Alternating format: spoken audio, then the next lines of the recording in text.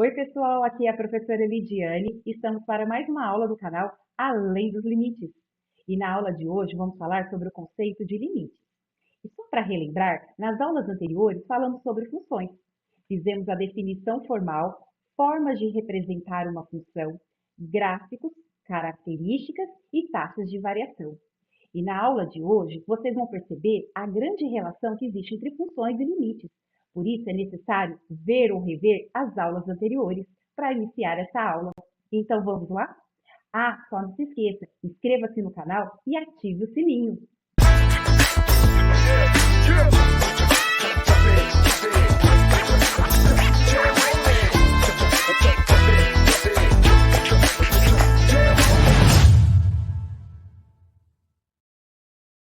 Vamos iniciar a aula número 1.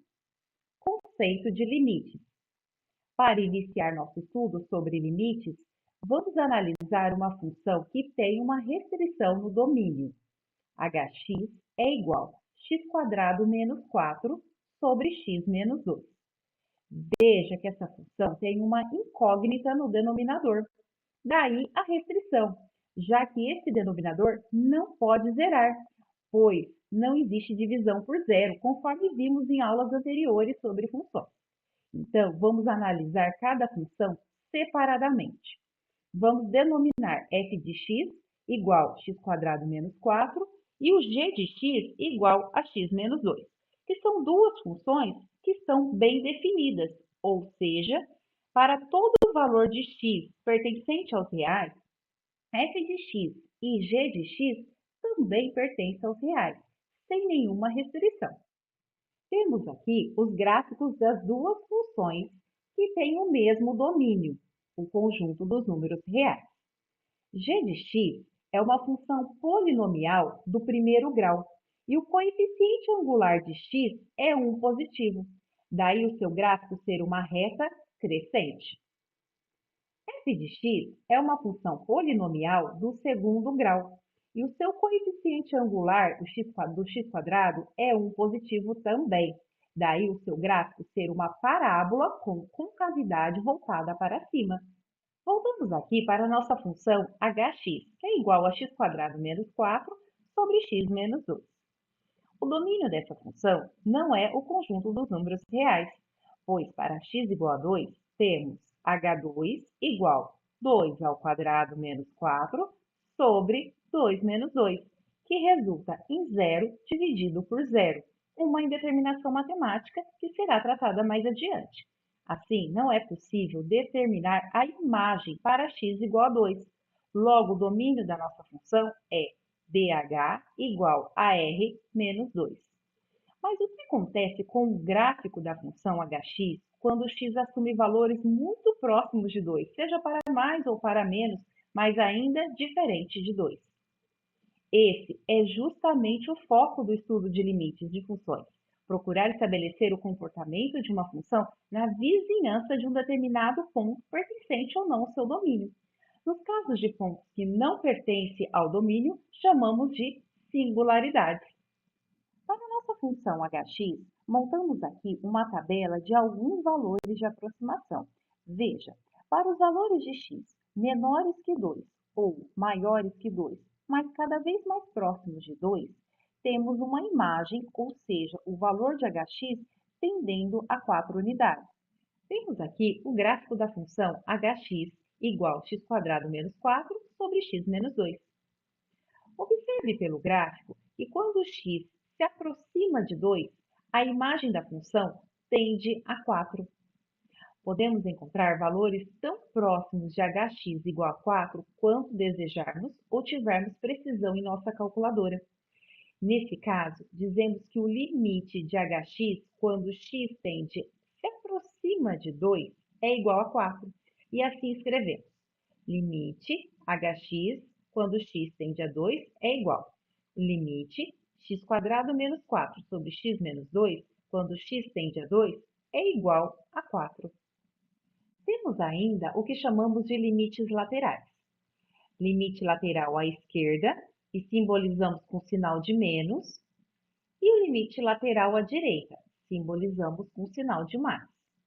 O sinal negativo indica que x se aproxima de 2 através de valores sempre menores que 2.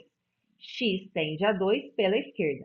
Da mesma forma, a notação 2+ indica o cálculo do limite lateral à direita, ou seja, valores maiores que 2. Importante, veja que a função hx retorna para valores que se aproximam de x igual a 2, tanto pela esquerda quanto pela direita, um único valor, que é o y igual a 4. Agora, se os cálculos dos limites laterais à esquerda e à direita retornarem valores diferentes, ou seja, se uma dada função f de x tender lateralmente para pontos diferentes, à medida que nos aproximamos de um determinado ponto de abscissa x igual a A, dizemos que o limite não existe nesse ponto e escrevemos: limite f de x, x tende a A, não existe. Avaliar o limite de uma função hx em um ponto singular fora do seu domínio, através de sucessivas aproximações à esquerda e à direita do ponto, como fizemos naquela tabela que apresentamos anteriormente, é um processo trabalhoso. Existem técnicas mais sofisticadas que apresentaremos a seguir. Vamos ver as indeterminações do tipo 0 sobre 0. Quando uma indeterminação do tipo 0 dividido por 0 aparece no cálculo do limite de função da forma f de x igual p de x sobre q de x, sendo px e qx dois polinômios quaisquer, nos deparamos com limite f de x, x tende a 0 igual. Limite p de x sobre q de x, x tende a 0 igual 0 sobre 0. Logo, p de A é igual a 0 e q de A também igual a 0. E, portanto, x0 igual a A é raiz desses dois polinômios. Desse modo, p de x e q de x podem ser escritos como produto de dois outros polinômios, sendo um deles o polinômio x menos A. E assim podemos efetuar uma simplificação. Vamos entender isso melhor. Vamos agora fazer dois exercícios para entendermos melhor sobre as indeterminações do tipo 0 sobre 0. Exercício número 1. Use a simplificação para reavaliar o limite x² menos 4 sobre x menos 2 com x tendendo a 2. Já sabemos que x0 igual a 2 é raiz dos dois polinômios, pois p de 2 é igual a 2 ao quadrado menos 4, que é igual a 0, e q de 2 é igual a 2 menos 2, que é igual a 0. Então, o limite x² menos 4 sobre x menos 2 com x tendendo a 2 é igual a limite de x mais 2 vezes x menos 2 sobre x menos 2 com x tendendo a 2. Vejamos aqui que temos um polinômio como diferença de dois quadrados. E uma das maneiras práticas de fatoração desse polinômio é achar as raízes de x², que é x, e a raiz quadrada de 4, que é 2, e montar aqui o produto da soma das raízes pela diferença das suas raízes. Assim, conseguimos simplificar x menos 2. X menos 2 dividido por x menos 2 vai dar 1. Isso eu posso garantir porque o x, ele tende a 2, ele não é igual a 2.